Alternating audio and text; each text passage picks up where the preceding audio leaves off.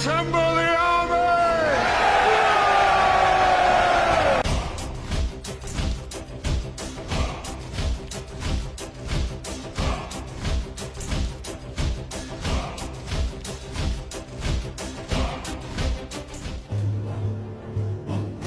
In the history of conflict between East and West, the mightiest battle between Christianity and Islam, a holy war in the name of religion.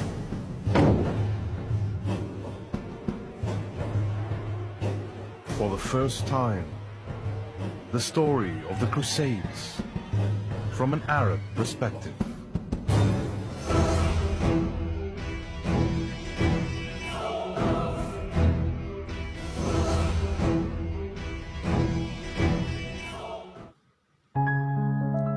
Perang Salib adalah gerakan umat Kristen di Eropa yang memerangi umat Muslim di Palestina secara berulang-ulang mulai abad ke-11 sampai abad ke-13 dengan tujuan untuk merebut tanah suci dari kekuasaan kaum Muslim dan mendirikan gereja dan kerajaan Latin di timur.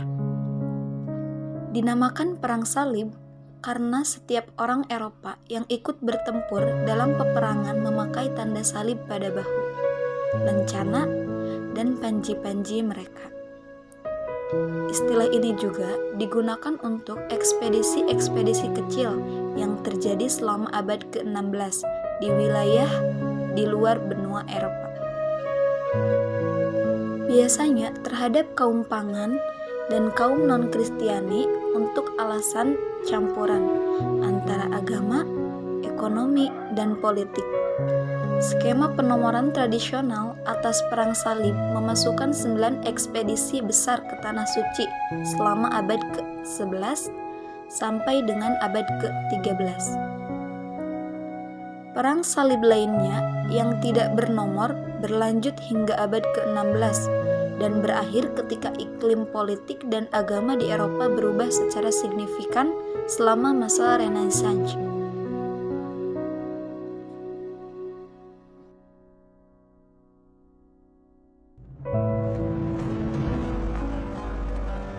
Perang Salib pada hakikatnya bukan perang agama, melainkan perang merebut kekuasaan daerah. Hal ini dibuktikan bahwa tentara Salib dan tentara Muslim saling bertukar ilmu pengetahuan.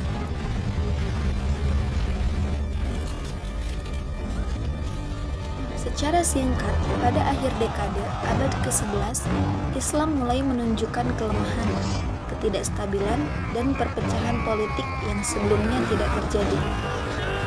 Pertikaian pun dalam perebutan kekuasaan Islam Timur dan Mesir juga terjadi.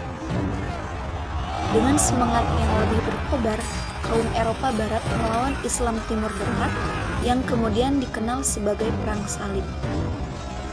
Perang Salib berpengaruh sangat luas terhadap aspek-aspek politik, ekonomi, dan sosial, yang mana beberapa bahkan masih berpengaruh sampai saat ini. Karena konflik internal antara kerajaan-kerajaan Kristen dan kekuasaan-kekuasaan politik, beberapa ekspedisi Perang Salib seperti Perang Salib keempat bergeser dari tujuan semulanya dan berakhir dengan dijarah di kota-kota Kristen, termasuk ibu kota Bizantium, Konstantinopel, yang paling maju dan kaya di benua Eropa pada masa itu. Perang Salib ke-6 adalah Perang Salib pertama yang bertolak tanpa restu resmi dari Gereja Katolik. Dan juga menjadi contoh presiden yang memperbolehkan penguasa lain untuk secara individu menyerukan Perang Salib dalam ekspedisi berikutnya ke Tanah Suci. Konflik internal antara kerajaan-kerajaan Muslim dan kekuasaan-kekuasaan politik pun mengakibatkan persekutuan antara satu faksi melawan faksi lainnya, seperti persekutuan antara kekuasaan tentara Salib dengan Kesultanan Rum yang Muslim dalam Perang Salib kelima.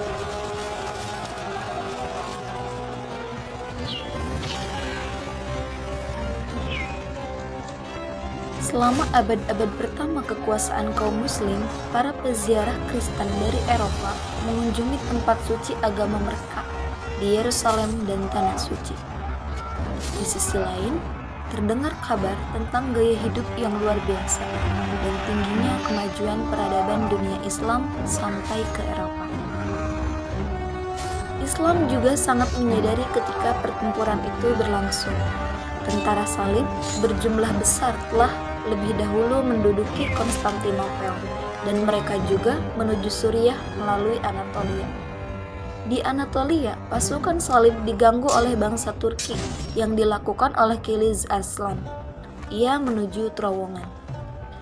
Jalur dan jalan yang harus dilalui oleh kaum perang dan sama sekali tidak menunjukkan rasa belas kasihan kepada mereka yang tertangkap di tangannya.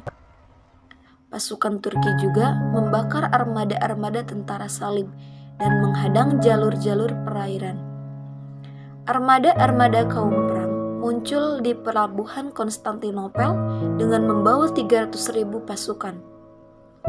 Pemimpin mereka ada 6. Mereka berjanji kepada Bizantium bahwa mereka akan menyerahkan benteng pertama yang mereka taklukkan kepadanya, tetapi mereka tidak menepati janji tersebut.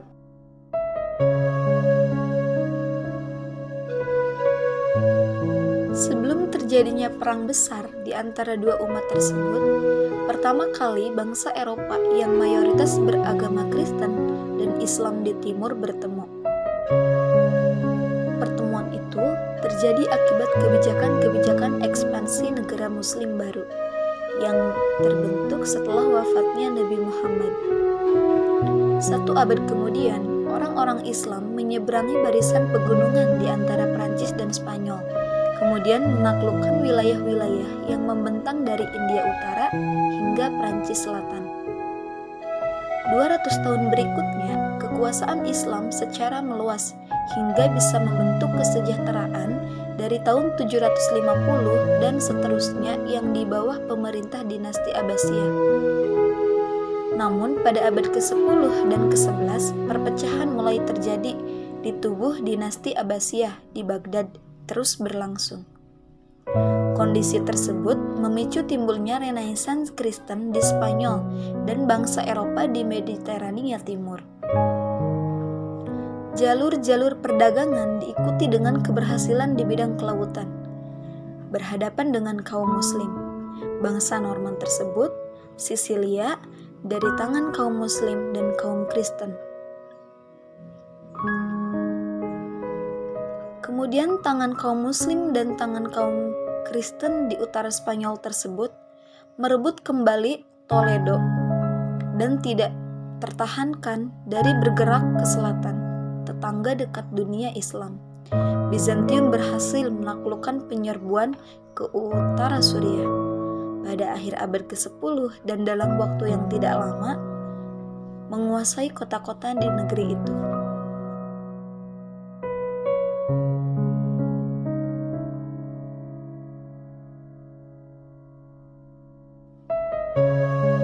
Dari penggalan cerita mengenai perang salib, dapat disimpulkan bahwa perang salib adalah perang suci yang dilakukan oleh orang Eropa Kristen kepada orang Muslim Timur. Dalam hal ini ada 3 faktor utama penyebab terjadinya perang salib, antara lain faktor agama, faktor politik, dan faktor ekonomi. Perang salib terjadi selama 8 periode dari tahun 1095 sampai dengan 1291 Masehi, yang kemudian secara umum dimenangkan oleh umat Islam. Dari perang salib juga banyak menimbulkan dampak, khususnya bagi umat Kristen, yang banyak mendapat pelajaran berharga dari umat Islam.